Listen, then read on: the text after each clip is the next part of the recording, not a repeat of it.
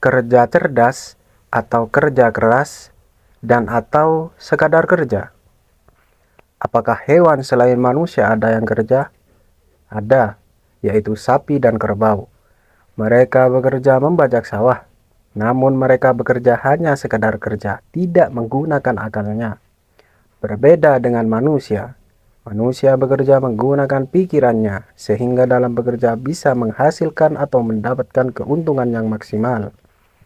Saya teringat wejangan Buya Hamka, kalau hidup sekadar hidup, kera di rimba juga hidup. Kalau kerja sekadar kerja, kerbau di sawah juga kerja. Maka dari itu, sebagai manusia perlu sekiranya bekerja keras, menggunakan fisik, dan bekerja cerdas menggunakan pikirannya. Saya mau berbagi pengalaman. Saya bekerja menjaga toko jamu selama 5 tahun. Selama 5 tahun itu pula saya jadi karyawan. Hingga pada akhirnya saya mengundurkan diri. Akan tetapi, meskipun saya jadi karyawan, saya sangat nyaman dengan kerjaan saya dan seolah-olah saya menjaga toko seperti milik saya sendiri. Kenapa bisa begitu? Karena menurut saya, bos memiliki empati yang tinggi pada karyawannya. Saya jualan jamu dari awal buka, atau istilah lain babat alas, sampai ramai pembeli. Bahkan sudah memiliki beberapa cabang. Sehingga ada beberapa hikmah yang saya dapat selama kerja di toko jamu. Di antaranya, pertama, ketika kita mau atau baru buka usaha, kalau bisa modal itu harus double. Misalnya, harga kontrak ruko 2 juta, kulekan barang 2 juta, gaji awal karyawan 1 juta. Jadi kalau di total 5 juta, maka modal kita sebelum buka usaha 10 juta. Kenapa?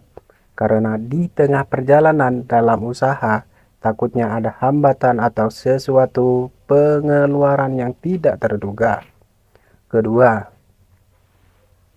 kalau bisa kita punya 2 usaha. Kenapa? Karena ketika usaha yang satu tidak berjalan mulus atau mengalami kerugian dan yang satunya berjalan mulus, mendapatkan keuntungan, maka kita bisa menutupi kerugian usaha yang satunya dengan usaha lainnya. Ketiga, mengerti pada karyawannya.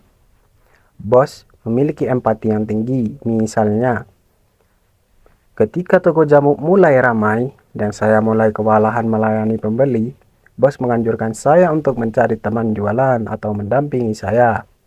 Intinya adalah menjadi karyawan baru. Keempat, menjual sesuatu yang dibutuhkan oleh konsumen, bukan apa yang kita ingin jual. Kelima, ketika toko pertama sudah ramai, jangan takut buka cabang.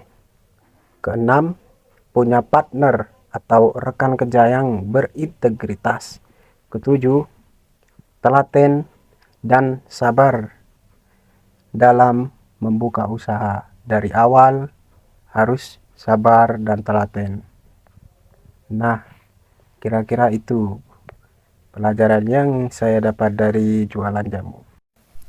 Semoga bermanfaat.